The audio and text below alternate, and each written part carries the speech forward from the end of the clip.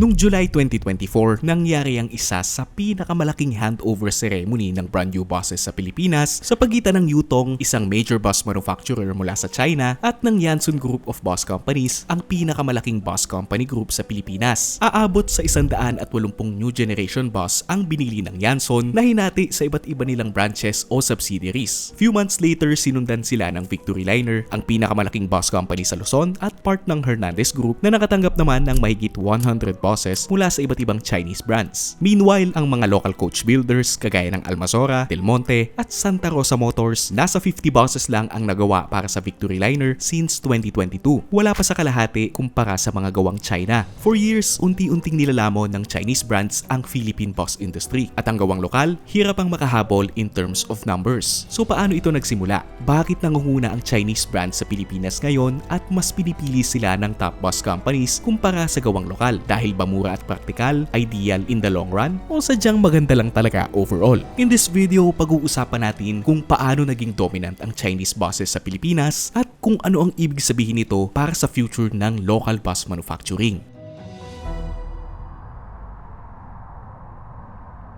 Back in the 90s, the Philippines had a thriving bus manufacturing scene. And did you know na nag-export noon ng buses ang Pilipinas sa mga first world countries sa Asia? Ang mga classic models kagaya ng Nissan Diesel SDX, the Flexi, and the famous Eurobus na madalas makita noon na primary workhorse ng ilang bus company sa Pilipinas, pampasahero man o tourist bus, lahat yan produkto ng dating Nissan Diesel Philippines at in-export sa mga bansa kagaya ng Hong Kong at Japan. But today, malayo na sa pagiging exporter ang Pilipinas. To understand kung paano nagsimula ang Chinese buses sa Pilipinas, we need to go back to the 2000s. China bus ang nakasanay na term sa mga bus na gawang China at yun ang itatawag natin for the rest of the video. Between mid-90s and early 2000s, nahirapang mag-launch sa bansa ang Chinese brands dahil during that period, mas gusto ng mga bus operator ang mga tried and tested brands. At kasabay pa nito ang pag-boom ng second-hand market. Hanap maibmura, durable at sagana sa parts, nandiyan ang Japanese at Korean brands, imported o local, brand new or second-hand, lahat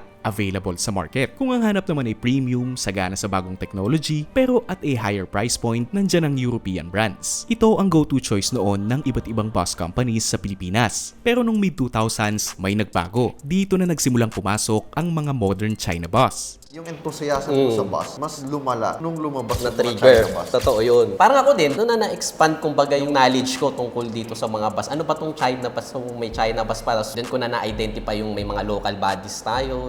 This is Mark and Marvy, mga kapwa bus enthusiasts na may malawak na kaalaman sa history ng China bus sa Pilipinas. Taga-ano ako dito sa North. Regular din kami bumibiyahe. So, nasakyan ko dyan yung mga Langwat Trangco, Autobus, Victory Liner. Ang hilig ko kasi, mahilig talaga akong mag-identify ng mga sasakyan. Namulat na ako na kaharap ko yung mga bus. Every year, pumuwi kami ng Bicol, nasasakyan namin yung Phil Trangco, yung grandfather ko. Nagtatrabaho sa Victory Liner.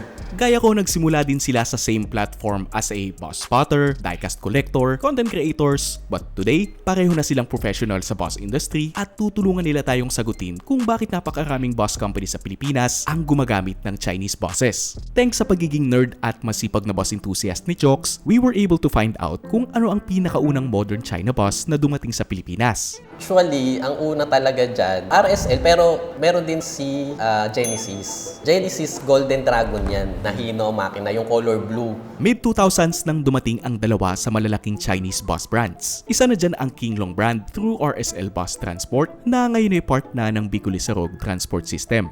Si Regina Shipping Lines, yun yung shipping lines sa Catanduanes. So, nag-come up din sila na magkaroon ng bus company which is RSL Bus Transport nga. Now, RSL o Regina Shipping Lines ang unang gumamit ng Kinglong brand, specifically yung Joyride model na may premium 2x1 and regular 2x2 seating configuration.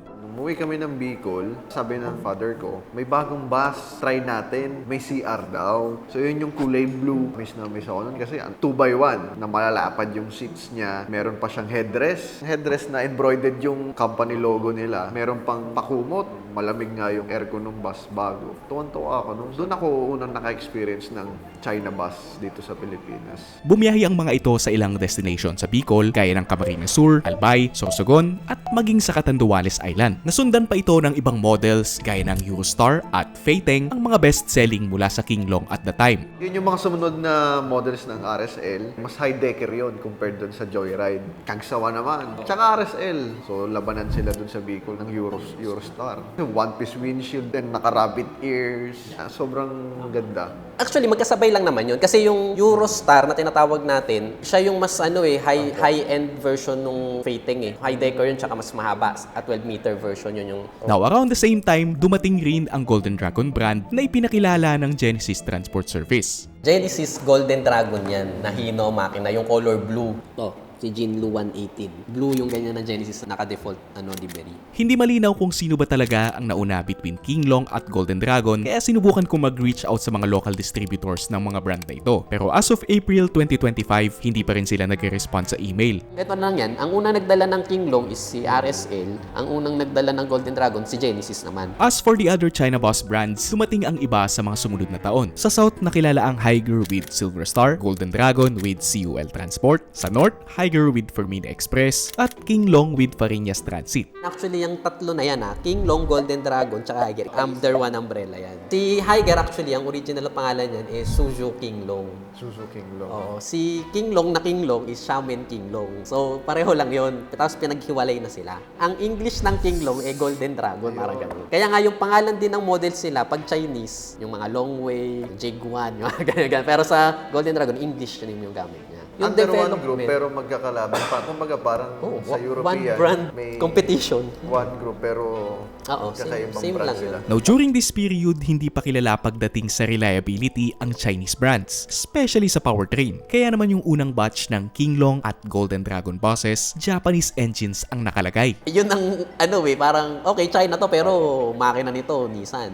In fact, yung sa RSL, ang makina ng mga yan, BE6, meron pa dyan naka Dongfeng Nissan diesel. Kumbaga, you have the best of both worlds, diba? You have the aesthetics of a China bus. Ganun din, yung unang Genesis is Hino yun. JO8 yung makina nun. But despite na reliable Japanese engines na ang gamit, marami pa ring problema ang nagsilabasan sa mga ito. Ilan lang ang tumagal, karamihan hindi umabot ng 10 years. Isa ang Victory Liner sa mga unang gumamit ng China bus noong mid-2000s na kagaya ng iba, merong Japanese engines. Pero by 2013, retired na ang mga ito. Ang reason, according to them, parts availability at reliability ng ilang components. In 2008, nagsimulang magbago ang itsura ng mga bus sa kalsada. Dito na isa-isang dumami ang mga bus operator na gumagamit ng China bus, ang simula ng China bus craze. Jackliner, a company based in South Luzon and a primary user of locally made buses at the time, became one of the first operators of the Yutong brand in the Philippines. Nakilala sa kanila ang mga mid-sized Yutong buses na naging game changer sa operations nila at ng ibang bus companies. Now, interestingly, ang Jack Group or JACG ang may hawak ng official distributorship ng Yutong buses sa Pilipinas nung panahon na yon, giving them an unlimited access to parts and after-sales services. Dito na rin napansin ang pagdami ng China bus na may Chinese engines kumpara noon na Japanese pa ang gamit.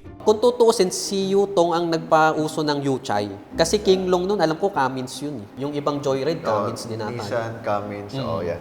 Over time, nag-transition ang Jackliner into an all-Yutong fleet at isa-isa nilang finase out ang mga locally made buses. At yung mga subsidiaries nila sa North and Central Luzon, I'll let you guess kung ano ang binubuo ng fleet nila ngayon. Marami pa ang sumunod sa trend na ito, provincial man or city operations, hindi mawawala ng China bus. And by mid-2010s, karamihan sa top bus company sa bansa, majority ng fleet ay binubuo ng Chinese buses. Kabilang na dito ang Jackliner Group, Genesis Transport, Yanson sa Visayas at Mindanao, at maging ang Davao Metro Shuttle. Now, it's worth mentioning na walang bus sa Pilipinas ang 100% Filipino-made. Meron lang tayong coach builders gaya ng Almazora Motors, Del Monte, Santa Rosa, at Hino Philippines na kadalasan nakikipag-partner sa mga European, Japanese, at Korean brands para mag-develop ng pampasaherong bus. Marami sa mga Pinoy ang kumikilala sa gawang China bilang cheap, knock-off ng Western brands, unreliable, or disposable. Kadalasan pa makikita mo sa social media ang mga comments gaya ng mas matibay pa ang gawang Pinoy. Pero ang tanong, gawang Pinoy ba ang mga kasangkapan sa pagbuo ng mga ito? Masasabi pa ba talaga natin na gawang Pinoy ito at mas matibay kaysa sa gawang China? Structural, locally made. Kumbaga dito sa Pilipinas galing lahat. Pero yung ibang components ng local bodybuilder natin, galing na rin sa China. Structure-wise, local talaga yon yung structure itself. Pero syempre yung trimming wings, yung loob, yung finishing na niya, mga ilang percent niyan, China for sure. Baka 80, mga ganun. Yung mga trims yung mga air conduct, di ba? Ano ba yan? Side mirror, headlight, taillight, door mechanism, wiper, lahat yan galing sa China. I mean, ako mismo, binibili ko lahat yan. Sa local, wala naman tayo mapuproduce na Sarili pyesa, parts. di ba? Kaya yung mga operator naghahanap ng alternative. So, yun yung China parts.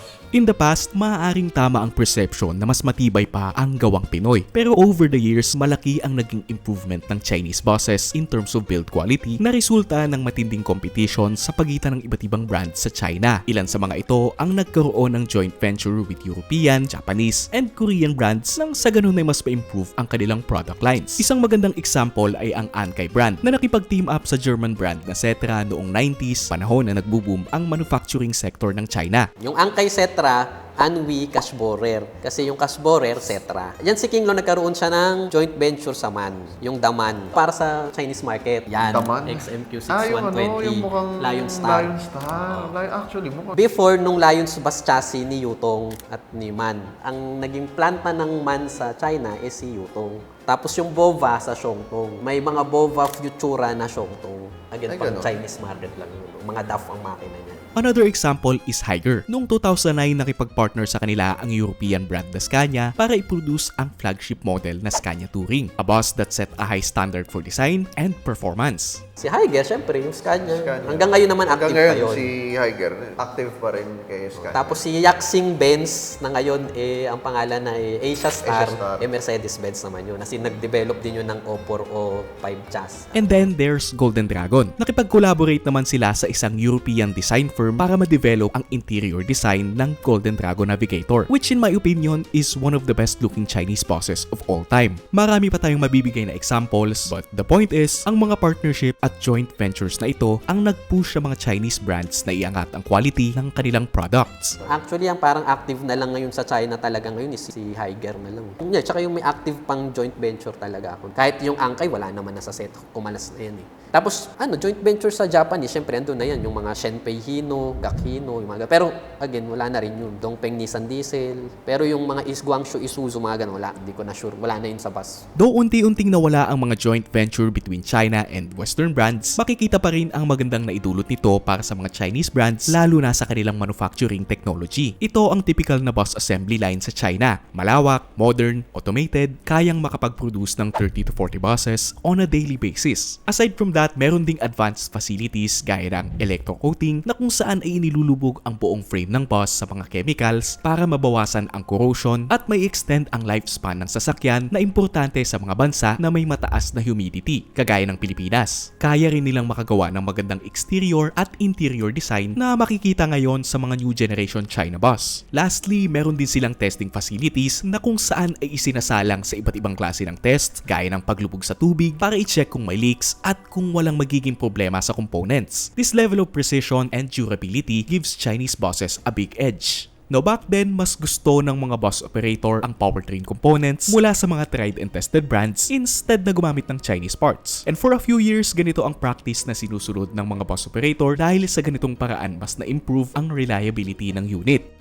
Mas nakilala ang China before sa Nissan Incoming. Kasi pag in-offer nila yung China engine, umaatras pa rin ng mga Pilipino. Pero at some point, natigil ito. Based din sa experience ng mga operator, mga nakakwentuhan ko rin. Halimbawa, 10 binili mo. Ang order mo, itong model lang na to. Pero minsan daw, merong nahalong ibang pyesa, ganyan. Isang model ng makina, pero may mga components doon na magkakaiba. So, nahihirapan silang mag-inventaryo ng pyesa. Saan ka na naman nahanap ng ganitong pyesa? Doon sila na mga problema.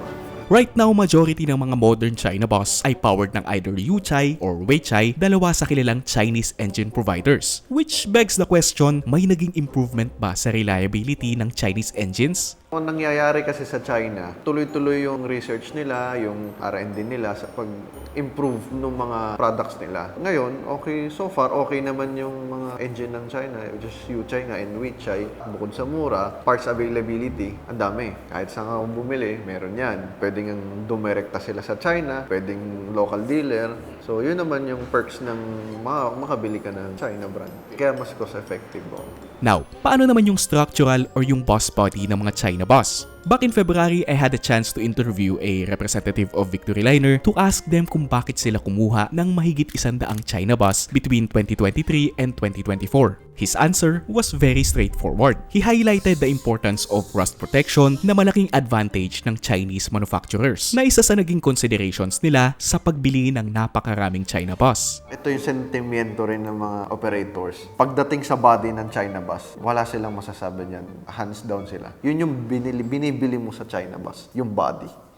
Merong 100 years na history ang bus manufacturing sa Pilipinas. And you would think na sigurado meron ng modern facilities kagaya ng mga nakikita sa abroad. Well, yes and no. Sa ating sa locally made body, ano pa tayo, medyo traditional pa yung design natin eh. Unlike sa imported body, medyo advanced na. Kasi nga pag imported, iba na yung manufacturing technique nila eh. Yung tahimik, diba? Yung walang mga kalugan. Noise yung cancellation, yan, yung mga ganyan. Diba? Unlike Chinese brands, walang access ang ating local coach builders sa mga technology gaya ng automated assembly lines, dedicated testing facilities, and even electro-coating. Though may ilang manufacturers na nag-invest sa mga ganito, but unfortunately, para sa mga maliliit na commercial vehicles lang. And right now, primitive pa rin ang technique ng mga bus manufacturers sa bansa. Pag local, syempre, yung quality pa nun, hindi kasing advanced ng imported. Wala pa yung kagaya ng China bus na ilulubog mo sa mga electro-coating, ganyan, yan. yung mga rust-proofing, Yan.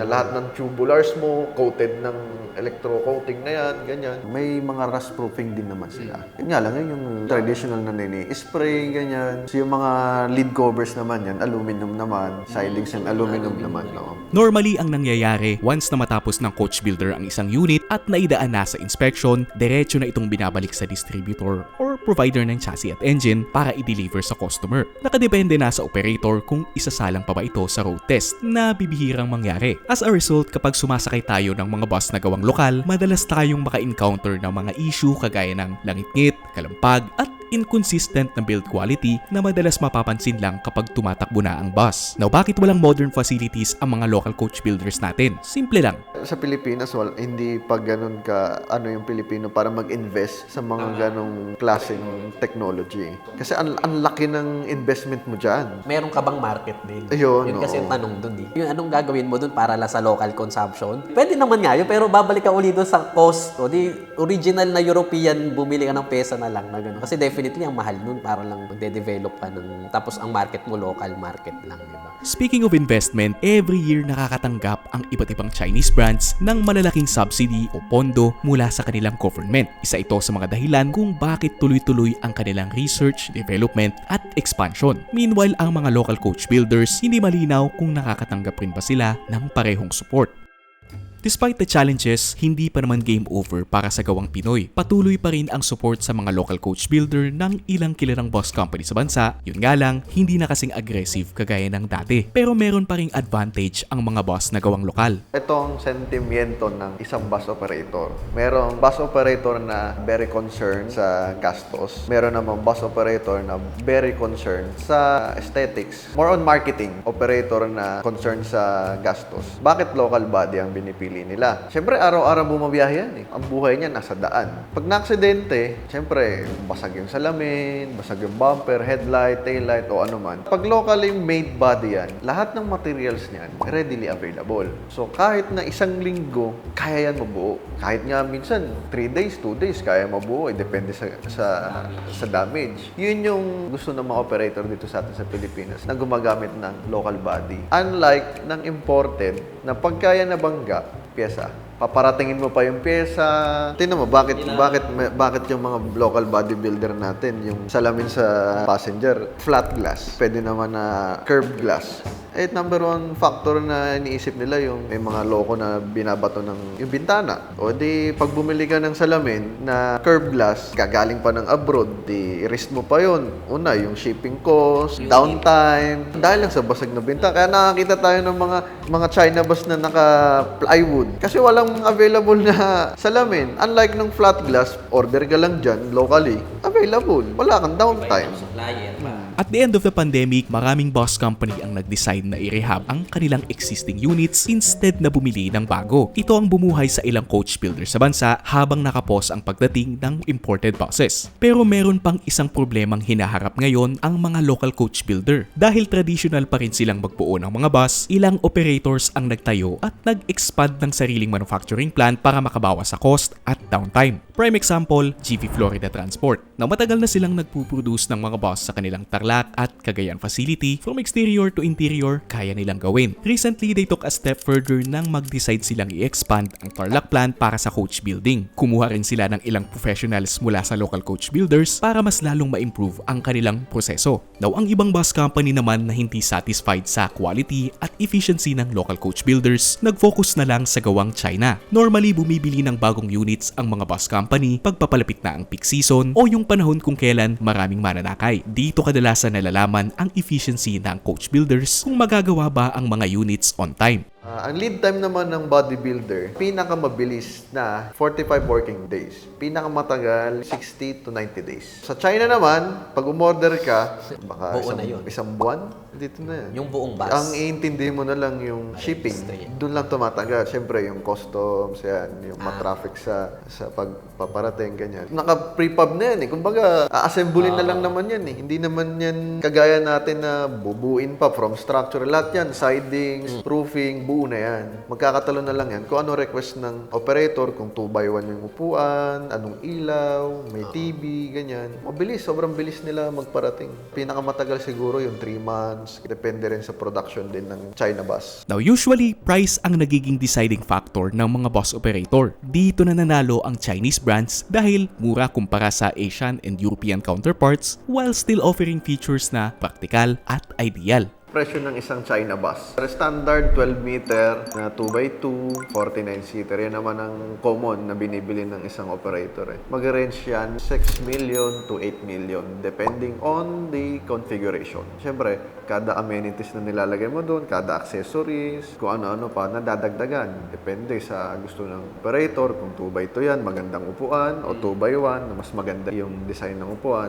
Aside from that, may mga distributor din na nag-o-offer ng flexible payment terms para mas mapadali ang pag-invest ng mga operator sa bagong units. Ang commercial vehicles, hindi yan kagaya ng passenger cars na pag pumunta ka sa isang showroom, merong price list na ito yung mga modelo namin, ito presyo, SRP, ganyan. Hindi ganun ng commercial vehicles. Parang ang bumubuo ng bahay. Tatanungin ng salesman, saan gagamitin? Doon na namin malalaman kung ano yung ibibigay namin produkto doon sa customer. Kasi pangit yung babiyahe ko ng malayo, tapos binigay ko pang city operation. Tapos pagka tumakbo na yung bus, paano yun? Di ba? Pag nagka-problema, sinong babalikan mo? Di yung manufacturer. Hindi mo naman mabibili yung bus dito na pagkabayad ko ngayon, alis na ako mamaya, dadala ko na yung bus eh. Bubuhin pa yan, di ba? Chassis lang yun, nag-uusap pa lang tayo. So after nun, kung may final ng specs, dun pa lang nila bubuhin din yung unit. But not all the time price ang nagiging deciding factor. Isa na rin dito ay ang service ng distributor. May mga distributor ng China bus dito sa Pilipinas ang nakapag-establish na ng magandang service na nagiging dahilan para balik-balikan sila ng iba't ibang bus companies. Malaki rin ang investment ng Chinese brands pagdating sa manpower. Marami na silang representatives dito, salesman o marketing at maging sa technical services. Target ngayon ng pamahalaan na maging moderno ang lahat ng uri ng transportasyon, kabilang na dyan ang mga makabagong uri ng bus. Back in 2017, inimplement ng Department of Transportation ang PUV Modernization Program na kung saan ay nire-require ang lahat ng public utility buses na dapat moderno, may mga safety features at dapat at least Euro 4 compliant. CCTV, mas maluwag na walkway, komportableng mga upuan, mababang akyatan at maluluwag na pintuan. Ilan lang yan sa mga makikita sa modernized city buses na ipinakita sa publiko ng Department of Transportation. Pinaka naapektuhan dito ang city operations. Karamihan sa mga distributors at the time, Euro 2 pa rin ang ino-offer at hindi akma ang mga model para gamitin sa city operations. Tumanda tayo at lumaki tayo mula nung pagkabata natin na ang city bus sa Pilipinas coach. Hindi natin alam na ang city bus pala dalawa ang pinto at ang pintuan, sinlapad ng pintuan ng LRT o ng MRT. Mabilis ang egress and ingress. Dalawang klase ang city bus. Isang low entry, yun yung ginagamit ngayon sa EDSA carousel at isang low floor. Magkaiba yan. Pag sinabing low floor, through and through hanggang likod, sa may makina side, low floor. Kumbaga yung step mo, flat. Ang low entry, yung dalawang entrance mo sa harap, dito sa gitna, tsaka sa front door, mababa. Pero yung likuran mo, mataas pa rin. Yun yung makina mo. Ang city operation, hindi naman kagaya ng provincial yan na mataas ang pamasahe. Maliliit, mas mababa ang pamasahe ng city bus eh. So, mas matagal mong bawiin kung times 2 yung presyo ng bus mo. Unlike ng China, ito lang yung presyo ko. As a result, lahat ng bus distributor sa bansa ay sumunod sa mandato na ito. May mga naging successful at nakuha ang puso ng iba't ibang bus operators, pero hindi ito sapat para maibalik ang sigla ng gawang lokal. In the end, for many operators, Chinese buses became the ideal and go-to choice. Bukod sa compliance sa requirements at maayos ang pagkakadevelop, kumpleto ito ng features na praktikal at modern at the same time. Ito yung sentimiento rin ng mga operators. Pagdating sa body ng China bus, wala silang masasabi niyan. Hands down sila. Yun yung binibili mo sa China bus, yung body. Today, nakikita natin ang impact ng programang ito, particularly sa Metro Manila, na kung noon ay sandamakmak ng luma at unsafe na buses, ngayon, dominated na ng mga bagong China bus. Although mayroong ino-offer na gawang lokal ang ilang bus distributor sa bansa, hindi ito kasing attractive sa mata ng bus operators kumpara sa mga China bus. Now, ganun din sa provincial operations. Unti-unting dumadami ang mga new gen China bus gaya na lang ng Yutong C12 Pro, Higer Tourist, the Songtong H Series, and lastly, ang umuuso ngayong 2025, the Higer V Series. Tingnan naman natin ang mga notable China bus acquisitions ng ilang bus company mula 2023 hanggang 2024. Makikita na nangunguna rito ang Yanson Group na sinusundan ng Hernandez at ang iba't ibang subsidiaries. Kung ikukumpara sa bilang ng brand new locally made buses na ginawa para sa mga kumpanya na ito since 2023, napakalayo. Right now, tuloy-tuloy pa rin ang pagdating sa bansa ng mga bus na gawang China. They have the technology, aesthetics, economics, basically lahat ng kailangan ng mga bus company para mapaganda ang kanilang services at operations. But at the same time, lalong nababawasan ang tumatangkilik sa gawang lokal. Yun nga lang, nakakalungkot na ilan na lang yung bodybuilder natin dito. Unti-unting nawawala dahil nga dun sa mga kalaban na China bus. Honestly, ang laki ng factor din ng local market kaya tayo naging bus enthusiast eh. Kasi dati wala naman China. Pero di ba ang daming, yan yung inaabangan natin eh. Doon mo makikita yung nagpo-flourish yung local market natin sa bus eh. Nung panahon yan, si Pilipinas nilabas yung mga grand na yan. Grandeza, Grandeco, mga Santa Rosa body. No? Nasaan na sila ngayon? Yun din yung malaking tanong ko rin. Ano nangyari? May pag-asa pa kayang makabawi ang ating local coach builders? May magbabago kaya sa sistema ng bus manufacturing sa Pilipinas? Walang may kayang mag-invest kasi nga, i-consider mo kagad yung kalaban. Anong kalaban natin dito sa Pilipinas, di ba? Ang daming bansa na mas may kayang... Pero meron bang may gustong mag-invest? Yun lang yung question doon. Babalik kaya ang panahon na export quality na ulit ang mga bus na gawang Pinoy? O ito na talaga ang new normal para sa ating bus industry? Hoping din ako na hindi sila mawala. Kasi iba pa rin yung gawang Tsaka Pinoy. ang ano kasi dyan din, ang isa kong nakikita dyan, yung paggamit ng mga CKD sets. Yung baskets, yan ang isa posibleng maging threat na parang eventually, andyan pa rin yung bodybuilders. Yung nga lang, tagabuo na lang din sila ng mga kit ng galing China.